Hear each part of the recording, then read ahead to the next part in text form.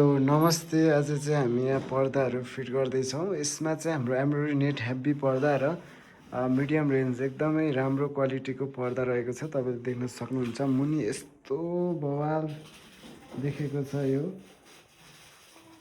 अनि यहाँ चाहिँ माथि उडन पाइप लागेको छ।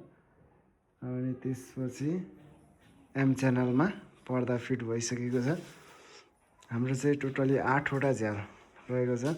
यो चाहिँ बैठक कोठा रहेको छ। तल चाहिँ हाम्रो सिसाउको डिजाइनको यो वुड रहेको छ र नि यसमा सिसाउकै वाल प्यानलिङ पनि छ।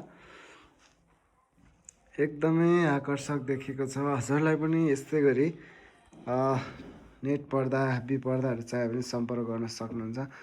एउटै फ्रेममा म यसरी सरर र यसरी देखाउँदै लग्छु र माथि पनि देखाउँछु हजुरलाई।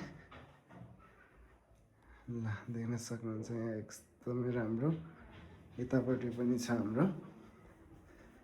यो चाहिँ बेडरुम, यो बेडरुम छ र अर्को पनि हाम्रो यतापट्टि साइडमा बेडरुमै रहेको छ। यतापट्टि चाहिँ 2टा झ्याल छ। यो साइडमा एउटा छ हैन, यो साइडमा चाहिँ एउटा छ। यस्तो साइडको छ र अर्को चाहिँ भनेको यो साइडमा रहेको छ। बवाल छ ल। यो चाहिँ बेस्ट होम फर्निसिङ कलङ्की चोक काठमाडौँ। अब माथिल्लो फ्लोर देखाउँछु। बाहिरबाट यस्तो देखेको छ नेट। यो चाहिँ बवालै छ। यहाँ प्लान्ट बवालै छ है।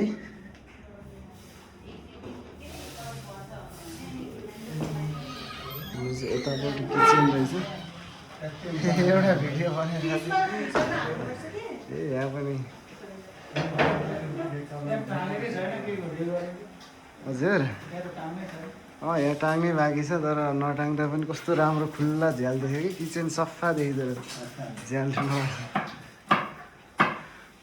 अङ्कल आन्टी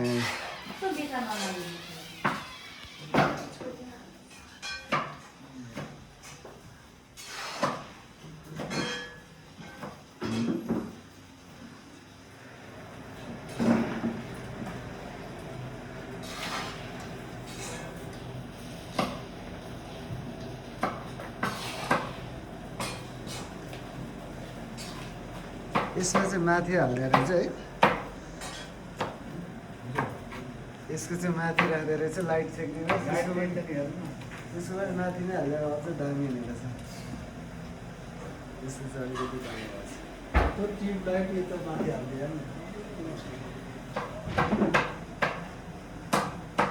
बाहिरको भ्यू पनि हेरौँ है।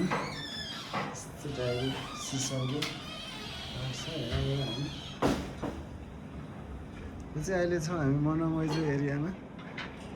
यो चाहिँ हो काठमाडौँ मनमैजु तारकेश्वर साइड पर्छ होला सायद होइन। एकदमै राम्रो छ। मौसम एकदम पानी पर्ला पर्ला जस्तो भएको छ। आज चैत्र 10 गतेको दिन रहेको छ। अनि यतापट्टि यस्तो खतरा देखिन्छ। यहाँ चाहिँ हाम्रो टिकटकबाटै आउनुभएको है। एकदम राम्रो छ। घर पनि बवाल छ।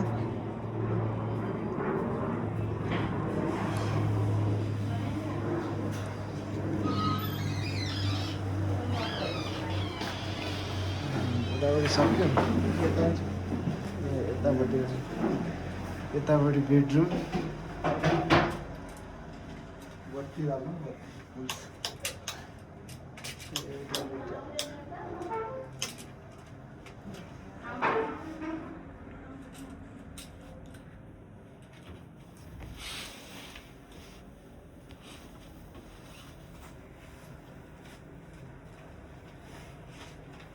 यो चाहिँ ग्रे कलरको पर्दा र ग्रे कलरको हेभी नेट पर्दा। यसरी हामीले च्यानलमा मजामस लाग्छ। यस्तो बवाल देखेको छ। यो चाहिँ हाम्रो युट्युब च्यानलमा सबजना सब्सक्राइब गरिदिनु होला। के भन्नुहुन्छ उमेशजी तपाईँ? हजुरहरूलाई पनि यस्तै पर्दा लगाउनु छ भने सम्झिनु होला बेस्ट होम फर्निसिङ कलङ्की चोक काठमाडौँ। ल नेट हाल्न यो सिकाइदिनु पऱ्यो सर। यसरी हाल्ने हो। पर्दा हाल्ने तरिका हुन्छ अलरेडी यसरी यसरी? उक्राउने पर्दामा यसरी उक्राख्ने अनि चाहिँ यसलाई यसरी छिराउने हो देखिएन यसरी छिराउँदै त्यो झर्दैन सर यो झर्दैन जति ताने पनि झर्दैन नजिकैसम्म एकदम बलियो हुने रहेछ होइन एकदम बलियो हुन्छ झर्ने चान्सै हुँदैन यसरी ट्याक्क राख्ने यसलाई बङ्गाउने ल एकदम सजिलो सजिलो भर पर्दा भर पर्दो टिकाउ हेर्दाखेरि यो राम्रो पनि नेट पर्दा हो अनि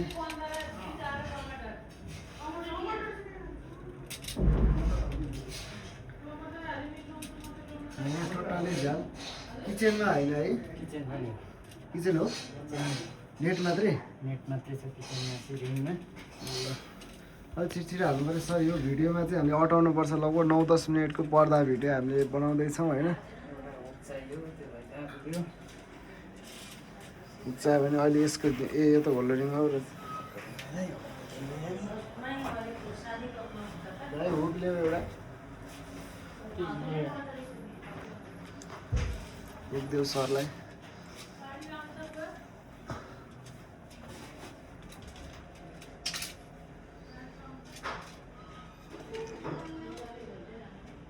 नेट पर्दाहरू भयो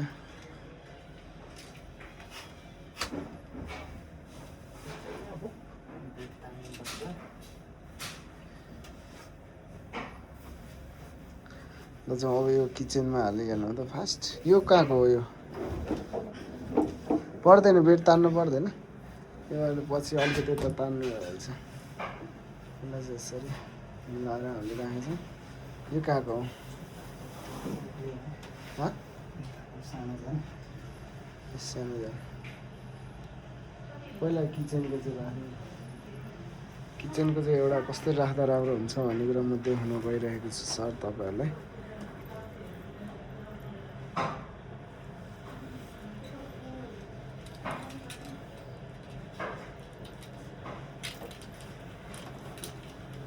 सात मिनटको भिडियो भइसक्यो चाहिँ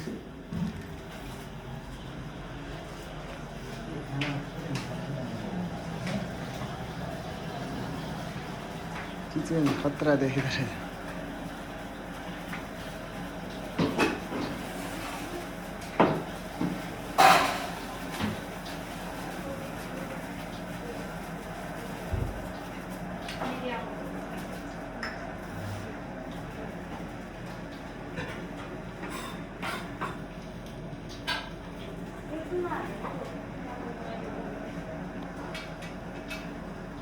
त्यो पर्दाले लिएर यता हो त्यसो राख्ने कोसिस गर त एकचोटि किचन कति राम्रो छ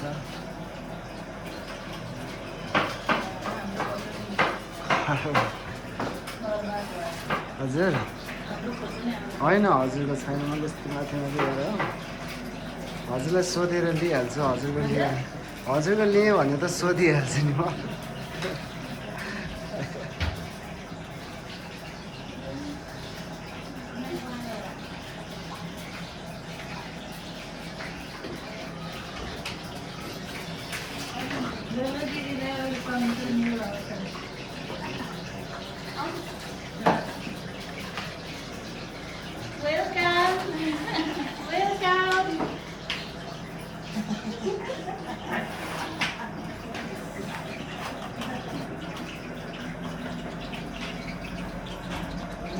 साह्रै राम्रो देखिन्छ लाइट कताले